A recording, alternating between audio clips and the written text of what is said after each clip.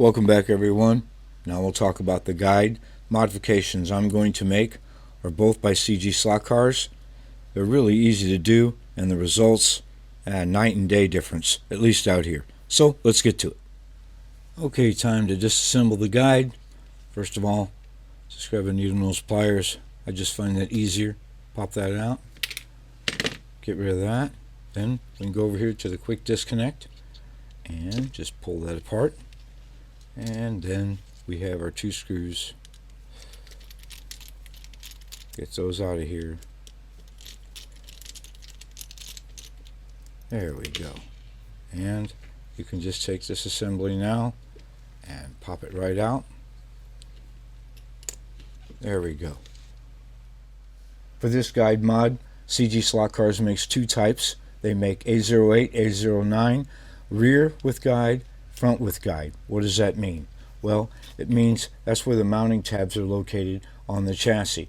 So these are in the rear. So you're going to want A08, this one, because that's what matches up to the holes. Okay, assembly is easy as it gets. You just take the adapter, place it in here. It's sized pretty spot on at 20 millimeter to the hole in the chassis. Just a little bit of friction there, hold it in place, and that's it. Good to go. Turn it over. You'll notice that it's just about as flush as it can be with the bottom of the chassis, and for about 90% of the setups out there, at least around here anyway, that's exactly where we want it to be. And you don't have to worry about the alignment. We're going to use the screws that mounted the old guide system in place. That'll make everything aligned. If for some reason it's a little bit tighter fit, just use a little bit of sandpaper. Go on the inside here, just sand it out. Doesn't take a whole lot. In the manufacturing process, you know, sometimes it's a game of thousands, so might be a little off here and there. So just a little bit of coarse sandpaper, and you'll make that just really easy to drop in. So there we go. We've got that mounted. Like I said, just about as easy as it gets. Now we'll talk about the guides. If for some reason having it flush isn't the ideal setup for your track, that's easily adjusted. If you want to raise it up, you can just use some axle shims, like Slotcar Corner here. They have different thicknesses to use. You can check those out. They're all color coded. I like that. And you just take this out, and those shims will fit right over the screws just like this. Alright, so again, just choose your thickness. Then you can install it back in the car, and that will recess it exactly to the height that you may need it.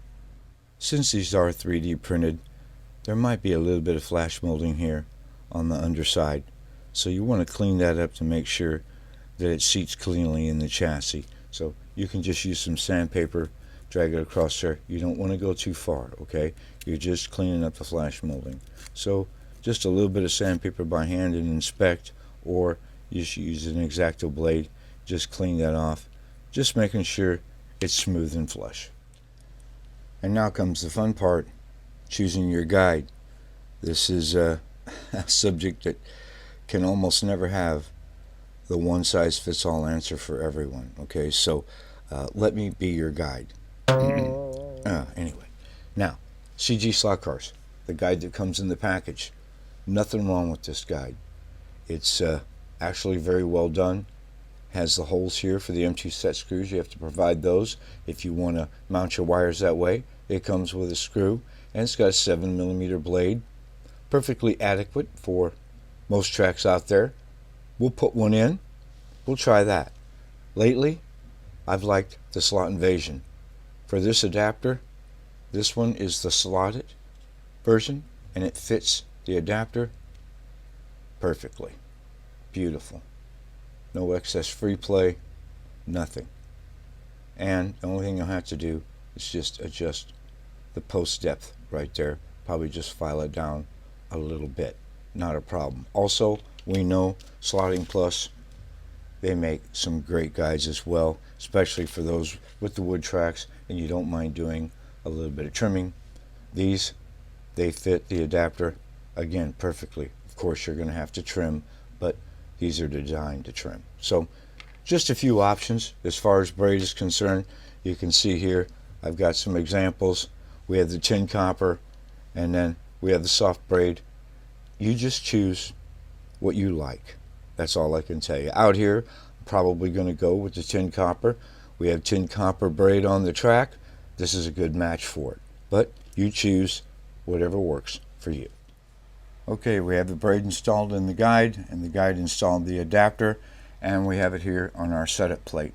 Now, since our braid on our track is flush, I don't need to put any tape or anything here to set the height. This will be just fine. So we'll come through here and just kind of press down, holding the car steady. There we go, making sure we have contact on our tires. We've pressed that down.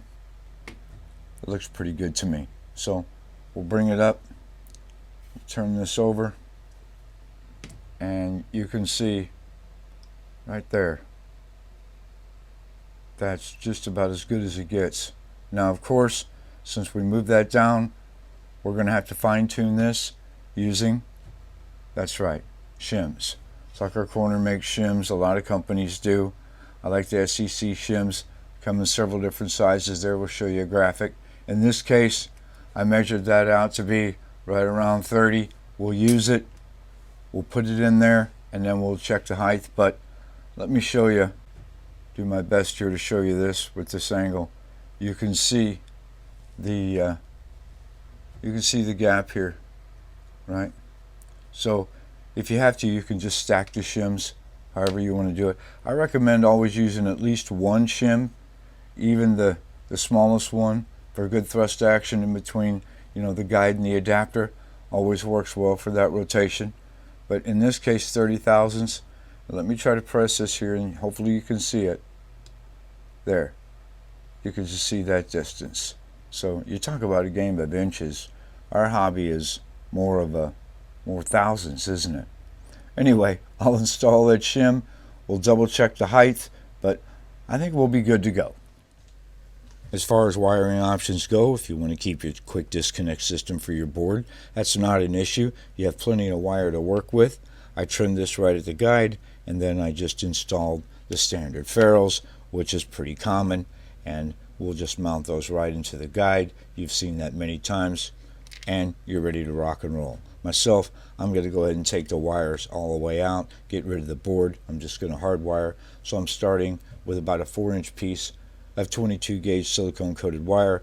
I'm using the CG Slotcars guide for this example, and to mount the wire in the guide, I'm using the set screw method with the ferrule. I'll show you that up close in just a second. With the ferrules, they're about 4.5 millimeter long. I stripped the insulation back about 7. You want that so that you can fold the wire back over on, and then just install the ferrule like that.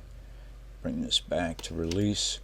You can see that that's fully seated on there, and then you just take your wire and bend it back just like that. There we go. Make sure the ferrule is seated up against the insulation like that.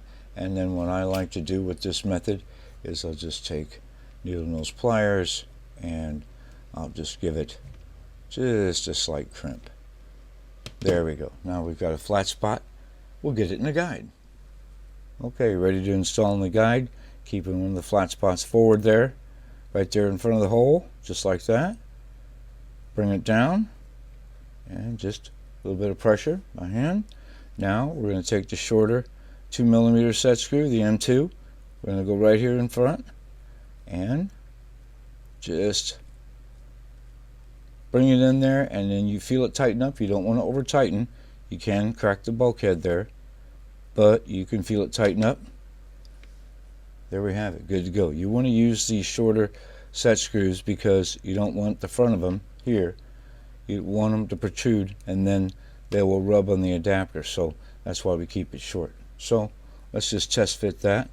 Make sure that we have, you got it, clearance. We'll bring that in here, just like that, and bring our wire around. There we go, and we have plenty. All right, Not bad, not bad. Just about finished. We get that mounting screw in here, solder up our wires. We're good to go. And here's the final result. Yep, that's right where I like it. Where they're touching the track, they support it in the corners. Just that perfect tripod for me, but not supporting too much weight. And the most important thing, that guide is fully seated in the slot. So I really like that. And of course, this is just the direct wire. Got rid of the circuit board there. Just don't need it out here. I don't have any plans to go the other way when it comes to these cars. At least not on our oval. Anyway, I can tell you now that as far as I'm concerned, when it comes to the performance of these cars, the front end is just as important as the back.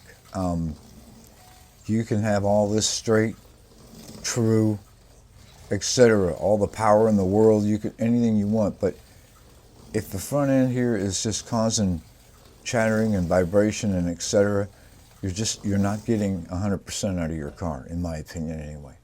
So it's worth it to make modifications like this if you just want to wring it out and just tweak it and get the most out of them. But anyway, hope that helps you folks, and as always look forward to your feedback. We'll see you online as usual.